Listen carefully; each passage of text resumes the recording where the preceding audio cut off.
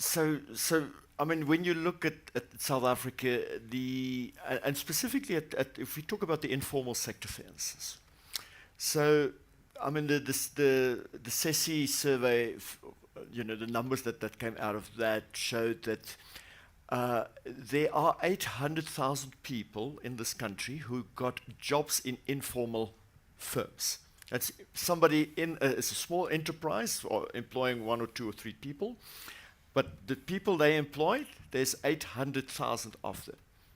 Now, we very often make the informal sector off as if it's not that important, but 800,000 is more than works in mining. Okay, it's almost as many people as work in commercial agriculture. So if we can, and most of these enterprises is basically in our township areas, and it is and that is the big question. People very often say, yes, we need to formalize the informal sector. And I think what this paper did was to say that there's more than just registering for VAT around this. You need to create ecosystems to foster these enterprises.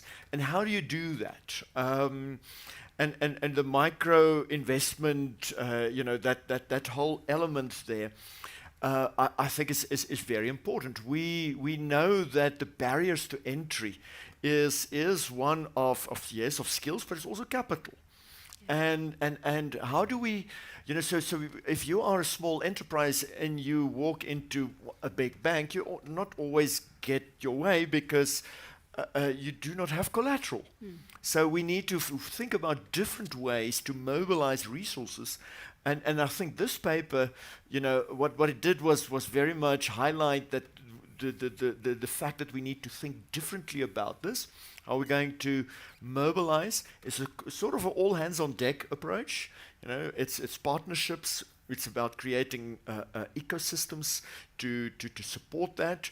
It's not, I remember in 30 years ago, when they did small business development, basically what they did is they put a lot of containers in a sort of a park and say, there you go, you have your facility. Luckily, we've learned in the meantime that that's not the way to do it. It really requires this an environment where you foster this, and registration for your VAT is not necessarily the first thing you need to do. There's other ways and other things you need to do to become a sustainable, maybe small, but a sustainable enterprise. Yeah.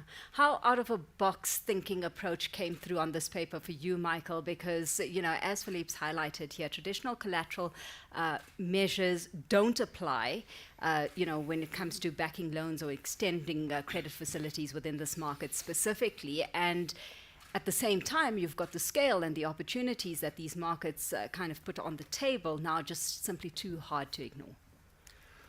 I think that it's kind of a well-known, stylized fact, I suppose, if one looks at the history of economic development, that if capital, productive capital, is in the hands of a very small group, is narrowly distributed, it is likely that growth is going to be lower, because it tends to result in excessive levels of consumption and wasteful expenditure. And so it is fundamentally important to find ways of extending credit and access to capital to those who have viable ideas that can generate value over time. And we need a more concerted approach, I believe, to that. And that concerted approach can draw on some of the strengths that South Africa has, such as a very well-developed and sophisticated financial sector. And at the moment, I think we remain in these silos of the private and the public sector, and in this old kind of quite passé debate about markets versus the state, when in fact we should be focusing on ecosystems and complexity that is out there with many different institutional forms. And I think the strength of this paper was pointing exactly towards that, rather than and I think across the board, the strongest papers were not trying to make, their strength was not about a specific policy proposal that nobody has ever thought of before, actually, a big idea, but pointing towards practical and incremental ways that we can move in a different direction. Yeah. Can we draw at this point, Mamakete, on any evidence-based strategies, that show effective transformation of informal sectors into, let's call it, sustainable engines of economic growth? Because in practice, that's the problem, right? We've got the idea, we know what has to happen. In practice, that's where we're falling short. I think that the interesting thing about formal versus informal is that a lot of businesses that are now formal used to be informal. This idea that you stuck, you're either formal or informal. It's about whether when a business grows big enough that it can no longer sit outside the formal arrangements, then it moves from informal to formal. So this idea that if a small business, there's certain business of a certain size will be more likely to be informal, but over time.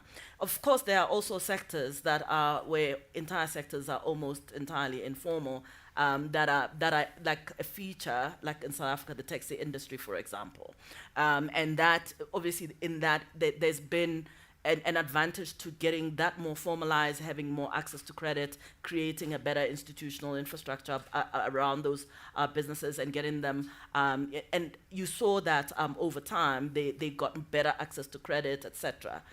So there is that. But I think for a business that sits as an informal business that sits in a township, for example, what does formalization mean? Yeah. Does that mean you can pay tax? Does that mean you create an identity around that so that as a lender to this organization, you can rely on the law, for example?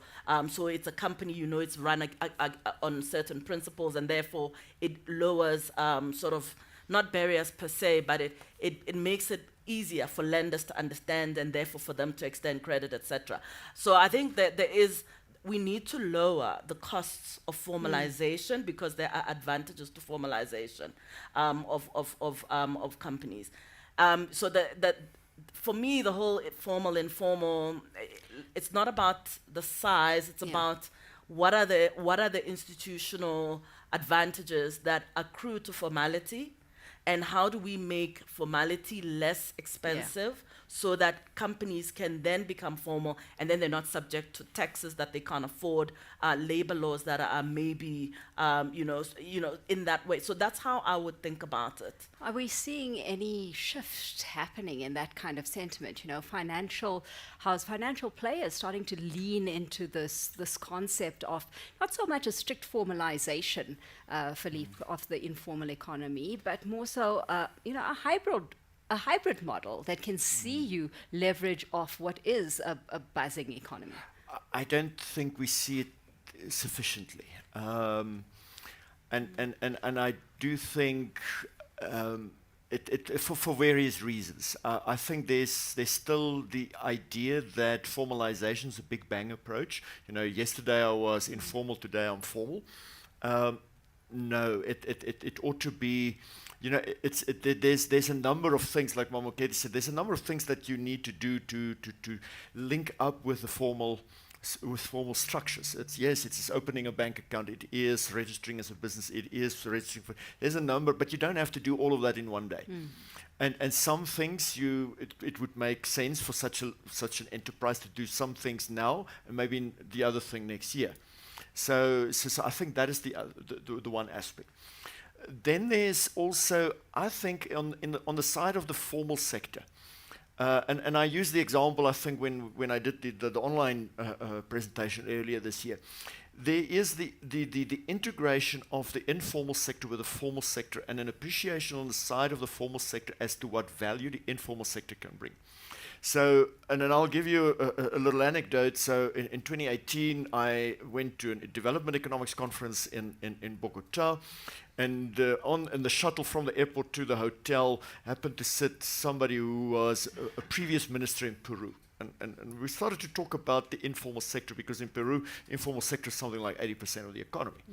But what was interesting there is that, and she used an example, if you are a formal business, the cleaning services in your building is done by informal firms. Here, what do? We outsource that to a big JSE-listed company who basically bring the cleaners to your building. Why not empower those very same cleaners to have their own little business, empower them with the basic capital to buy vacuum cleaners and everything they need, and then you create, and whether they are registered immediately, that's maybe beside the point. Yeah. I think there's also something in terms of our VAT system. Of course, if you buy something from somebody who's not registered for VAT, then you can't claim input VAT. So there's all these sort of obstacles that prevent the integration of the informal sector into the formal sector.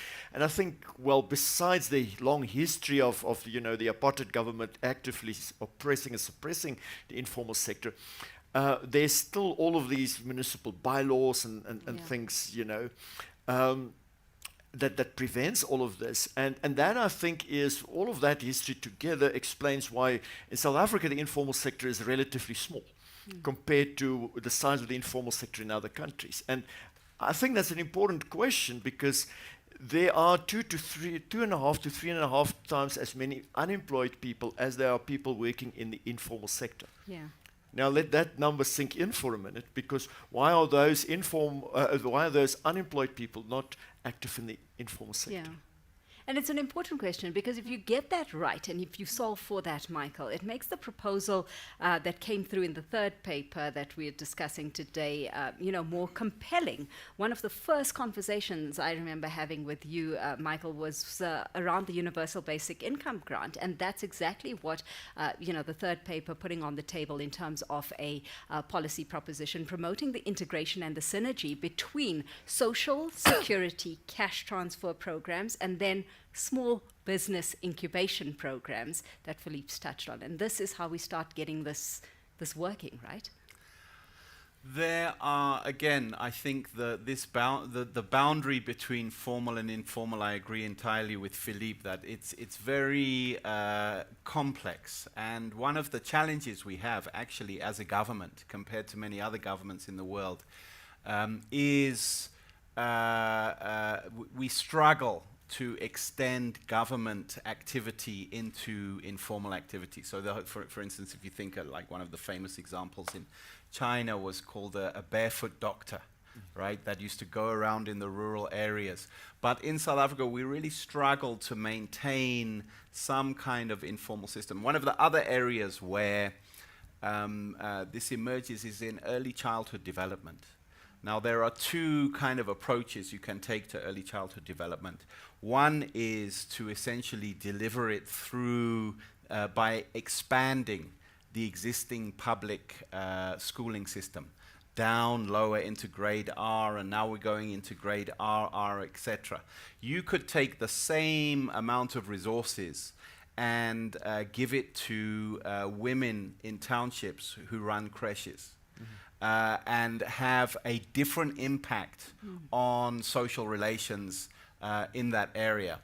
Of course, once you do that, all kinds of questions of formalization arise, because the children in those creches that are being subsidized by the government have to have proper nutrition. You have to protect them from people who might want to abuse them. You can't just leave it to you need some level of regulation. But then to what extent do you say, well, but they must be VAT registered and et cetera, et cetera, et cetera. So it's a complex, it's not an easy question, but I think it is one of the central questions that we should be thinking about in promoting an economy with a broader base of economic participation. Because, Mamakete, this is exactly how we shift the conversation from, social grants triggering dependency amongst a population, and instead getting it to focus on the kind of springboard effect it could have, for that very same population, a potential game changer? Yeah, I mean, the thing about it is that,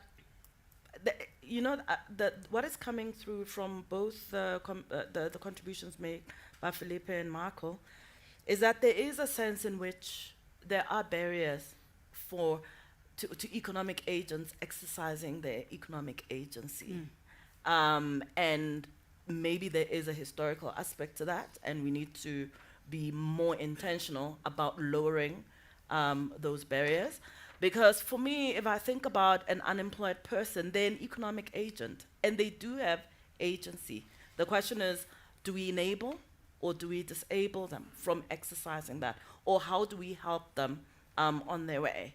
And as a social grant recipient, I think one of the stats that comes back is the one that came out of the paper was that 2.5% of social grant recipients use the money they get, or is it 1.5? 1.2. 1.2. You see, I'm actually even upping it because I'm sure it's bigger, to start small businesses, right? And we know that a lot of people use it to facilitate their work searches because they live so far from work, etc. So the social grant is not, these people are not necessarily dependents because they cannot do anything else. We need to start thinking about what are the things that are stopping them from exercising agency to the extent that there's something stopping them, but also how do we make it easy for them to exercise their agency. Obviously, like social grants can be a way of doing that.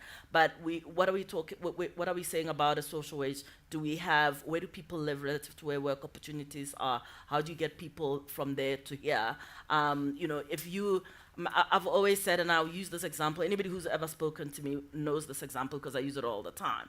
I don't understand why, if I'm sitting in Sandton and I need to get lunch, I need to use Uber Eats and order a meal for 100 Rand, when Alexandra is 4 kilometers away. And there's somebody at Alex who would be willing to sell me food for 25 Rand, but they can't. Yeah. That to me, that distance between Alex and Sandton and my lunch, it needs to be explained. And that is where I think there is an opportunity. I'm sure somebody at Alex would be happy to come to Sandton and sell me lunch. Why can they?